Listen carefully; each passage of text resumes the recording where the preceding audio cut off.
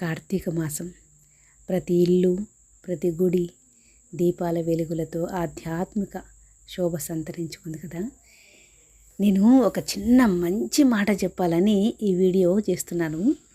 అయితే నాగమల్లి పువ్వు అని ఒకటి దొరుకుతుందండి.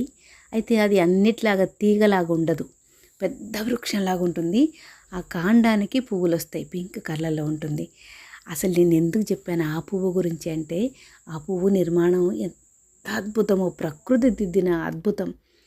ఒక బౌల్ లాగా ఉంటుంది. ఆ బౌల్ మధ్యలో ఎల్లో కలర్లో శివలింగం ఉంటుంది. శివలింగం పైన పాము పడగలాగా కప్పినట్టుగా ఉంటుంది. అద్భుత శిల్పం ఆ పువ్వు నిర్మాణం. అయితే నేను అనుకుంటా, భగవంతునికి ప్రతి పువ్వు ఇష్టమే అని నేను చాలాసార్లు చెప్తుంటాను కదా. కానీ ఈ పువ్వు విషయంలో మటుకు నేను ఖచ్చితంగా ఇలా చెప్పక తప్పట్లేదు.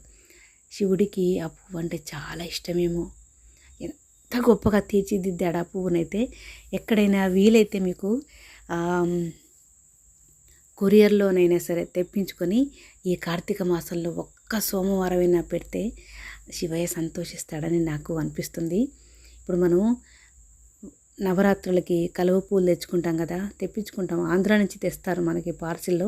అలాగే గూగుల్లో సెర్చ్ చేస్తే ఎక్కడ దొరుకుతాయి, ఆంధ్రాలో దొరుకుతాయండి. నేను ఒక చోట చూశాను, విన్నాను. ఆంధ్రాలో ఎక్కడ దొరుకుతాయో ఇన్ఫర్మేషన్ కనుక్కొని అక్కడి నుంచి తెచ్చుకొని ఒక్క రోజన్నా శివయ్యకి అర్పిస్తే అబ్బా జన్మధాన్యమేమి అనిపిస్తుంది తెలుసా. ఎవరైనా ట్రై చేయండి అలాగా. అసలు అద్భుతమైన పువ్వు, సువాసన ఉంటుంది. అబ్బా ఇల్లంతా పరిమళం. ఆ చెట్టు దగ్గరికి వెళ్తే ఆ ప్రకృతి అంతా, ఇప్పుడు నైట్ క్వీన్స్ ఉంటాయి కదా ఫ్లవర్స్, రాత్రిపూట ఎంత బాగుంటాయి నైట్ క్వీన్ ఫ్లవర్స్. ఆ స్మెల్కి ఆహా అనిపిస్తుంది. అలాగే ఆ పరిమళం ఆ అడవంతా వ్యాపిస్తుంది. అంత గొప్ప చెట్టు అన్నమాట. ఇది శివయ్యకి చాలా ఇష్టమని నేను కొన్ని గ్రంథాల్లో కూడా చదివాను, కొన్ని కావ్యాల్లో కూడా చదివాను. అందుకే ఇష్టం అని చెప్తున్నాను. మీకు వీలైతే ట్రై చేయండి, పార్సిల్లో తెప్పించుకోండి. నేను కూడా ట్రై చేస్తాను.